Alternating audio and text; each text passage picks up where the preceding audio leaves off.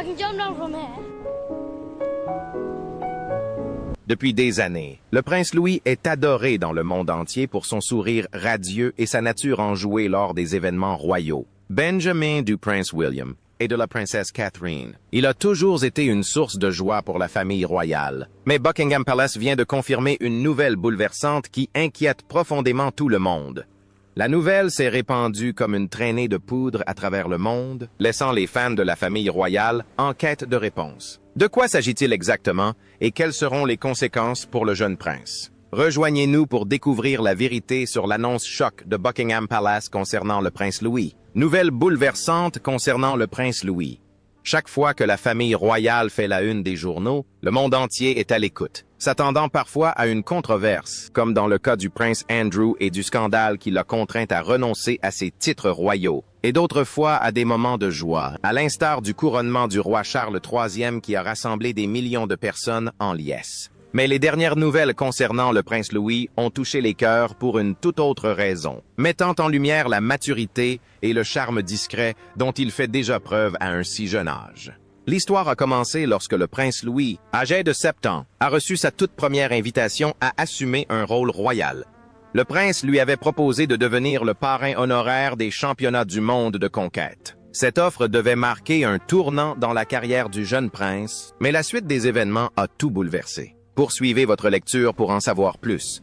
Pour ceux qui ne connaissent pas, le championnat du monde de Conquer est un événement britannique de longue date qui célèbre le jeu traditionnel d'automne du marronnier d'Inde. Ce jeu met en scène les graines brunes et brillantes qui tombent des marronniers. C'est un événement familial qui permet également de collecter des fonds pour des associations caritatives venant en aide aux personnes malvoyantes.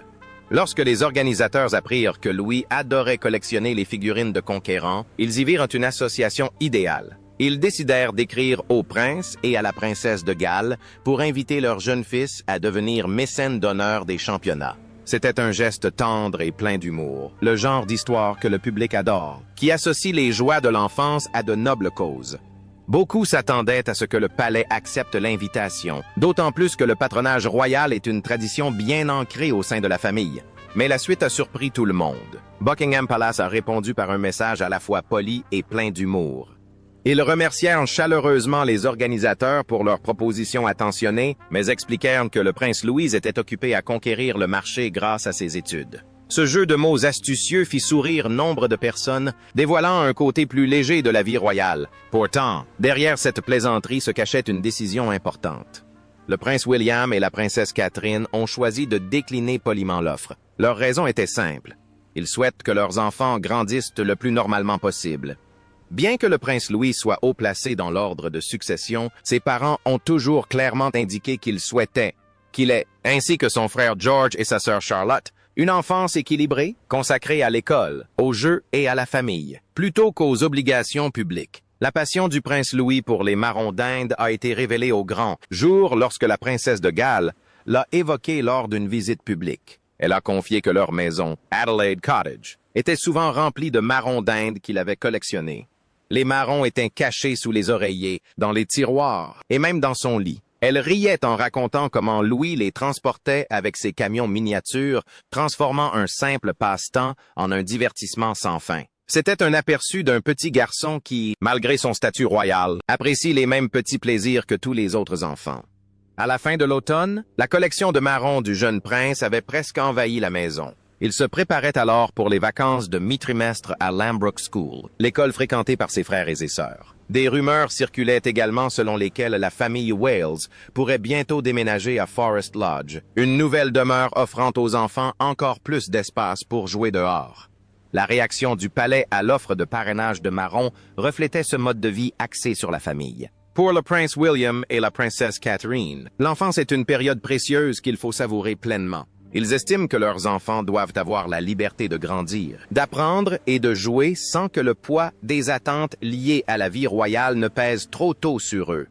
Bien que cette décision fût logique, elle a également suscité de nombreuses interrogations. Beaucoup ont fait remarquer que Louis n'aurait pas été le premier jeune membre de la famille royale à s'engager dans une œuvre caritative. En effet, l'histoire montre que les membres de la famille royale ont souvent été initiés au bénévolat dès leur plus jeune âge. Les princes William et Harry par exemple, ont tous deux appris le sens du devoir civique auprès de leurs parents. La princesse Diana, quant à elle, veillait à ce que ses fils découvrent la réalité au-delà des murs du palais. Elle les emmenait dans les hôpitaux, les refuges et les centres communautaires, leur inculquant l'empathie et la bienveillance par l'expérience plutôt que par de longs discours. Plus tard, William a souvent évoqué l'influence de ses visites sur sa personnalité. Il expliquait comment la douceur et la compassion avec lesquelles sa mère s'adressait aux gens lui avaient montré le véritable sens du service. Mais cela ne s'est pas arrêté là. Leur père, l'actuel roi Charles III, a lui aussi commencé très jeune. À 9 ans seulement, il fut officiellement nommé prince de Galles. Et bien qu'il s'agisse d'un titre symbolique, il marqua le début de son long parcours public. Dès son adolescence, il a représenté la reine Élisabeth II lors d'événements et s'est passionné pour des causes telles que l'environnement et le développement de la jeunesse. Ses premiers enseignements allaient plus tard façonner son engagement professionnel. D'autres membres de la famille royale ont suivi des parcours similaires. La princesse Anne, réputée pour son éthique de travail exemplaire, a commencé à assumer des responsabilités officielles dès son adolescence. À 20 ans, elle était déjà présidente de Save the Children, un rôle qu'elle considérait bien plus qu'une simple fonction officielle. Elle s'est investie pleinement dans son travail, visitant des projets à travers le monde. Des décennies plus tard, elle demeure l'un des membres les plus actifs de la famille royale. Le prince Edward, duc d'Édimbourg, a quant à lui fait une entrée plus discrète dans la vie publique. Bien qu'il ait souvent accompagné ses parents à des événements durant sa jeunesse, il a pris le temps de trouver sa propre voie. Plus tard, il s'est engagé dans des organisations correspondant à ses intérêts personnels pour l'éducation et les arts. Ses premières expériences d'observation des devoirs royaux l'ont aidé à comprendre comment allier ses loisirs à un engagement public significatif. Même en remontant plus loin dans le temps, les enfants royaux des siècles précédents recevaient souvent des titres honorifiques bien avant d'être prêts à assumer de véritables responsabilités. Dans les années 1980, le prince Albert Edward, futur roi Édouard VII, reçut de nombreuses nominations honorifiques dès son plus jeune âge, des rôles pour la plupart symboliques, destinés à témoigner du soutien royal. Si les adultes se chargeaient du travail effectif, ces titres contribuaient à renforcer les liens de la famille royale avec la société. Au fil du temps, l'approche de l'éducation des enfants royaux a évolué. On est passé de l'attribution précoce de titres à un apprentissage par l'expérience et la maturité. Au lieu d'être exposés trop tôt à la lumière des projecteurs, ils sont progressivement initiés au sens du service à autrui en observant, en apprenant et en comprenant les personnes qui œuvrent dans l'ombre. Ce changement est manifeste dans la manière dont le prince William et la princesse Catherine élèvent leurs 3 enfants. Ils ont souvent déclaré vouloir que George, Charlotte et Louis comprennent le monde avant de le représenter. Leurs apparitions publiques sont soigneusement choisies, et chaque enfant est initié progressivement aux devoirs royaux, selon son âge. Refuser le patronage du conquérant peut sembler anodin, mais cela révèle un aspect fondamental de leur philosophie. Ils souhaitent que Louis profite de son enfance, se concentre sur l'école, ses amis et les simples moments de la vie avant d'être accablé par le poids des responsabilités royales. C'est un rappel que, même au sein de la famille royale, l'enfance a toute son importance. Et si cette histoire a fait sourire, elle a aussi suscité le respect. Beaucoup y ont vu le signe que la prochaine génération de la famille royale grandira avec un sens de l'équilibre plus aigu, consciente de ses devoirs sans pour autant s'y laisser enfermer trop tôt. Dans une famille qui a connu son lot de pression, cette approche empreinte de douceur est un véritable bol d'air frais. Et maintenant, tandis que le jeune prince poursuit son chemin, nombreux sont ceux qui s'interrogent sur la suite des événements pour lui et ses frères et sœurs. Comment le prince William et la princesse Catherine préparent-ils réellement leurs enfants à leurs futures obligations royales? Restez à l'écoute. Les réponses pourraient vous surprendre. Le style d'éducation de la princesse Catherine et du prince William. Pour comprendre l'importance de l'approche du prince William et de la princesse Catherine, il faut se pencher sur l'éducation des enfants royaux par le passé et sur la manière dont ces leçons ont façonné les changements que nous observons aujourd'hui. Prenons l'exemple du prince Edward, le plus jeune fils de la reine Élisabeth II, et du prince Philip. Dès son plus jeune âge, Edward devait se conformer à un modèle royal très rigide. On lui confia très tôt des rôles publics, bien avant qu'il ait eu l'occasion de s'épanouir pleinement. La pression de représenter la couronne était immense, et bien qu'il l'ait souvent gérée avec grâce, les attentes placées en lui étaient souvent écrasantes. Le bref passage du prince Edward chez les Royal Marines, qui prit fin lorsqu'il démissionna quelques mois seulement après le début de sa formation, a rappelé combien il pouvait être difficile pour les membres de la famille royale de concilier vie personnelle et devoirs publics. En réalité, ses premières fonctions n'aidaient souvent pas les jeunes princes et princesses à gérer la pression. Au contraire, elles l'amplifiaient, la marge d'erreur était infime et le moindre faux pas faisait la une des journaux. Pour certains, cela a entraîné un examen minutieux du public et des difficultés personnelles. Avec le temps, ce schéma est devenu évident pour la génération suivante. Il a démontré qu'une immersion trop précoce dans la vie royale pouvait être plus néfaste que bénéfique. C'est l'une des raisons pour lesquelles le prince William et la princesse Catherine ont choisi une voie totalement différente pour leurs enfants. Ils ont constaté par eux-mêmes combien une exposition précoce aux devoirs royaux peut peser sur une personne, surtout avant qu'elle ne soit prête à y faire face. Ils souhaitent que George, Charlotte et Louis grandissent forts, bienveillants et confiants, et non anxieux ou sous pression. La philosophie éducative de William et Catherine repose sur un principe fondamental. La royauté ne doit jamais primer sur l'enfance. Leur demeure n'est pas seulement une résidence royale, c'est un havre de paix empli de rires, de routine et de complicité. Lorsque la famille a quitté le palais de Kensington pour s'installer à Adelaide Cottage, à Windsor, il ne s'agissait pas simplement d'un changement de décor. C'était un choix délibéré, une recherche de tranquillité et d'intimité. Là-bas, les enfants peuvent courir, jouer et explorer les environs sans être constamment surveillés par des appareils photo ou des foules. Pour George, Charlotte et Louis, la maison est l'endroit où ils peuvent simplement être des enfants. Catherine a dit un jour qu'une enfance stable donne aux enfants les racines pour grandir et les ailes pour s'envoler, et cette conviction transparaît dans tout ce qu'ils font. L'une des décisions les plus commentées du couple est leur interdiction des téléphones portables.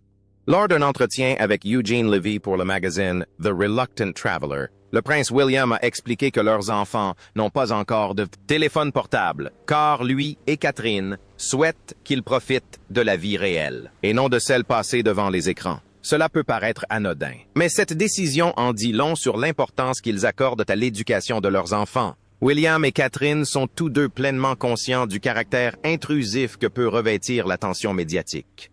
Ils ont eux-mêmes grandi sous les feux des projecteurs, et William, en particulier, a constaté le prix de cette surveillance médiatique constante. Il se souvient de ce que c'était que de voir ses parents, le roi Charles et la princesse Diana, vivre sous ce genre d'attention. Ces expériences ont façonné son regard de père. Aujourd'hui, il est déterminé à offrir à ses enfants la protection et la tranquillité qu'il a lui-même souhaitées. Ainsi, à Adelaide Cottage, les soirées sont sacrées, les téléphones sont rangés et la famille se réunit autour de la table. C'est un moment privilégié pour discuter, rire et partager les anecdotes de leur journée. Louis, le Benjamin, est connu pour égayer ses dîners de son humour et de son énergie débordante. Sa nature enjouée illumine souvent l'atmosphère, rappelant à tous que la joie se trouve dans les petits moments du quotidien. La princesse Catherine a toujours insisté sur l'importance d'être pleinement présent. Elle est convaincue que les enfants s'épanouissent mieux lorsqu'ils se sentent vus et entendus, et non lorsqu'ils sont absorbés par des écrans ou plongés dans un environnement trop formel. Forte de ses années d'expérience dans le domaine du développement de la petite enfance, elle a toujours insisté sur le fait que des liens affectifs solides durant les premières années contribuent à forger la confiance en soi pour la vie. C'est un principe qu'elle applique au quotidien chez elle.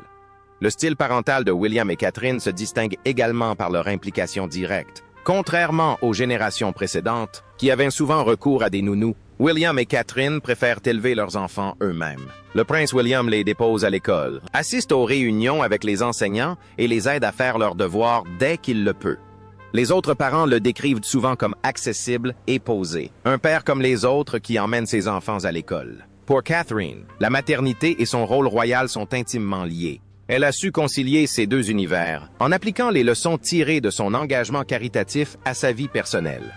Par exemple, elle s'entretient souvent avec des experts sur la façon dont la créativité et les jeux en plein air aident les enfants à exprimer leurs émotions à la maison. Cela se traduit par des après-midi passés au jardin, à construire des cabanes, à dessiner ou à ramasser des marrons, une des activités préférées de Louis. Même pendant les périodes difficiles, comme la convalescence de Catherine, les liens familiaux sont restés très forts. La joie de vivre de Louis a contribué à illuminer le foyer, prouvant que même dans les moments difficiles, l'amour et le rire sont de puissants réconforts. Mais la vision de William et Catherine pour leurs enfants va au-delà de leur simple bonheur. Ils souhaitent qu'ils découvrent le monde extérieur. William a déclaré par le passé qu'il souhaitait que ses enfants découvrent le monde réel et pas seulement le monde royal. Cette conviction est profondément ancrée dans les leçons qu'il a reçues de sa mère, la princesse Diana. Celle-ci emmenait William et le prince Harry visiter des hôpitaux, des refuges et des associations caritatives afin qu'ils rencontrent des personnes confrontées à de réelles difficultés.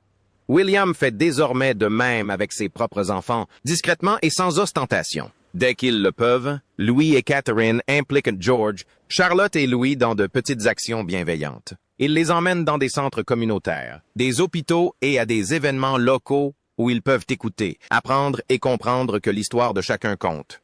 Ces expériences leur apprennent qu'être royal ne se résume pas à des titres ou à un statut social. Il s'agit de service, de compassion et de respect. La sincérité de William en tant que père a également touché de nombreuses personnes.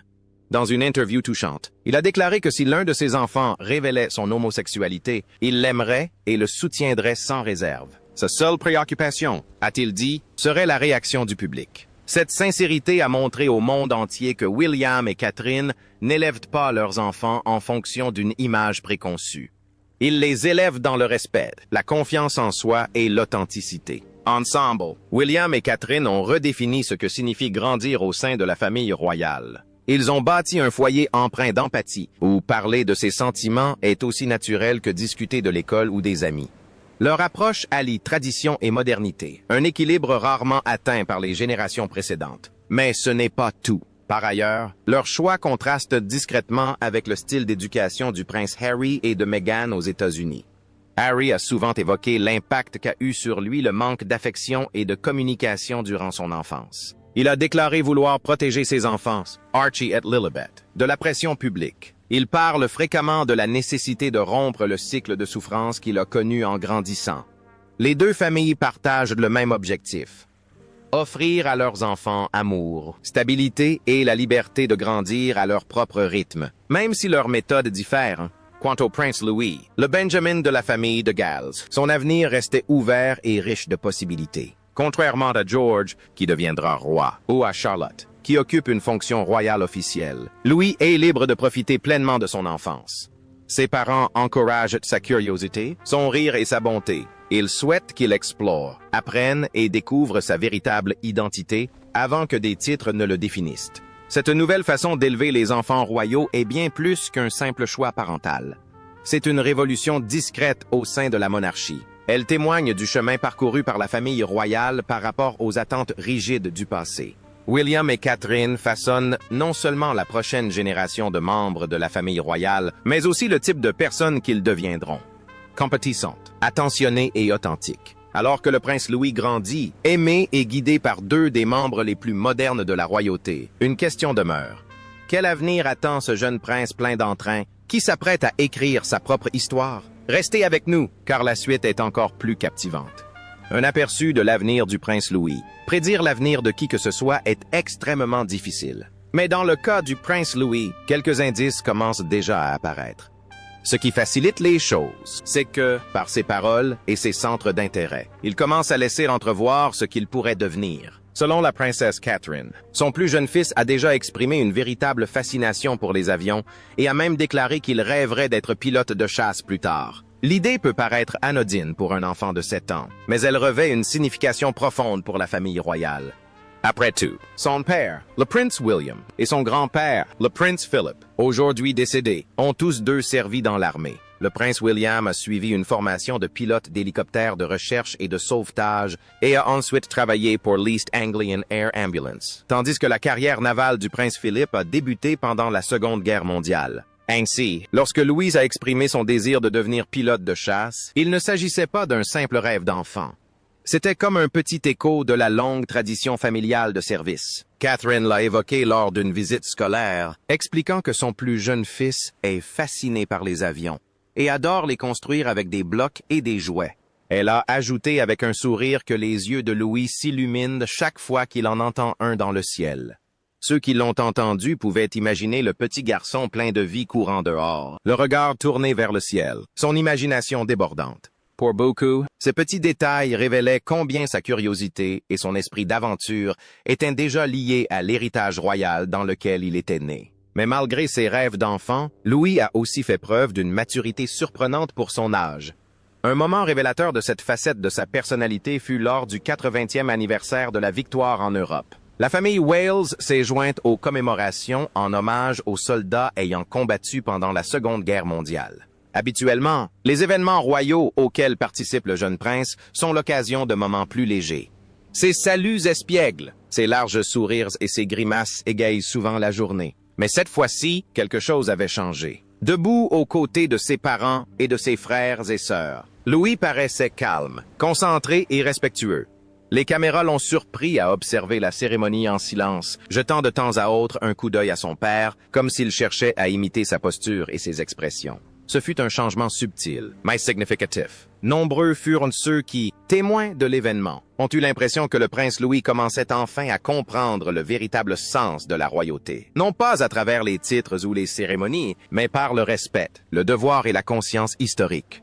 Les experts royaux ont par la suite remarqué que le prince Louis avait imité le comportement du prince William tout au long de l'événement. De temps à autre, Louis se redressait ou baissait les yeux, à l'instar de son père. Ce geste subtil mais significatif montrait qu'il commençait à considérer William non seulement comme son père, mais aussi comme un guide.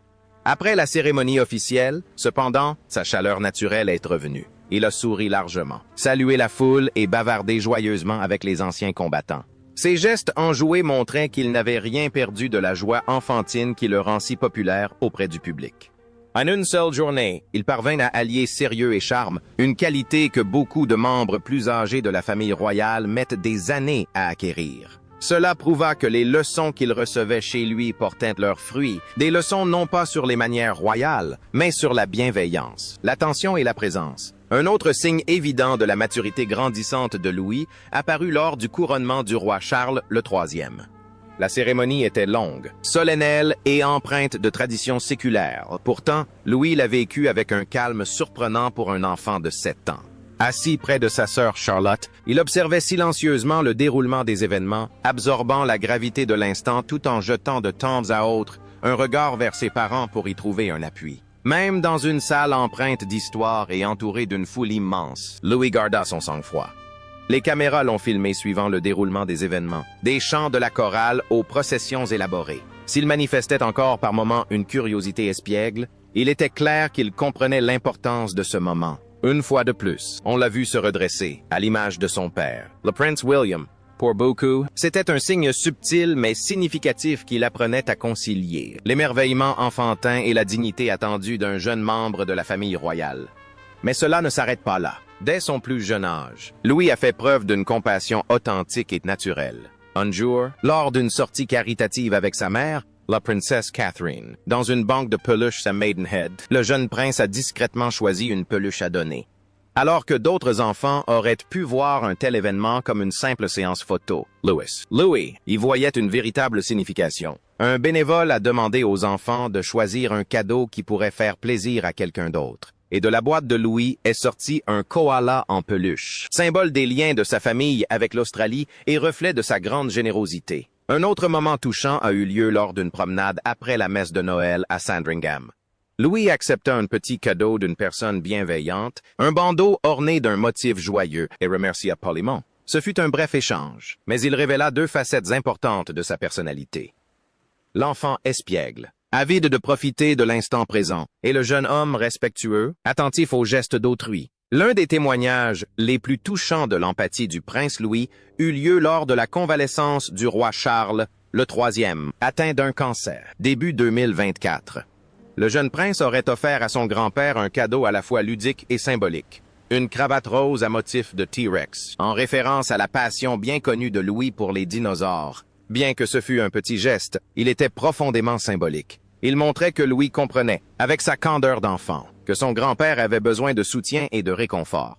Durant la visite, les observateurs ont remarqué la chaleur de la réaction du roi, un doux sourire qui reflétait le soin apporté au choix de Louis. Ce n'était ni mis en scène ni préparé. C'était une expression naturelle d'affection et d'attention. Ces moments révèlent chez Louis un sens de la compassion grandissant. Le jeune prince apprend que la bonté et la considération pour autrui sont tout aussi importantes que les traditions royales ou les apparences publiques. Par ces petits gestes, comme donner un jouet préféré ou saluer sincèrement les personnes bienveillantes, Louis montre que l'empathie peut coexister avec la joie de vivre. Il n'a rien perdu de son amour du jeu, de son sourire malicieux ni de son enthousiasme, mais une conscience des autres s'éveille en lui. Il salue quand il le souhaite, rit quand il est heureux, mais il sait aussi écouter, observer et répondre avec bienveillance. Si son rôle futur reste encore à définir, le caractère de Louis laisse déjà entrevoir une fonction importante. Il allie chaleur humaine et attention. Et dans un monde où les enfants royaux subissent souvent la pression de la performance, Louis semble devenir discrètement quelqu'un qui ne se contente pas d'avoir l'air bon, mais qui se soucie véritablement des autres. Cela compte peut-être autant que n'importe quel titre. Que pensez-vous de cette nouvelle? Ses parents ont-ils eu raison de refuser? Que pensez-vous du prince Louis et de sa compassion grandissante? Partagez vos impressions dans les commentaires. Si la vidéo vous a plu, n'hésitez pas à la liker, la partager et à vous abonner à notre chaîne. Cliquez ensuite sur la vidéo suivante qui s'affiche à l'écran. Vous ne voudrez pas la manquer.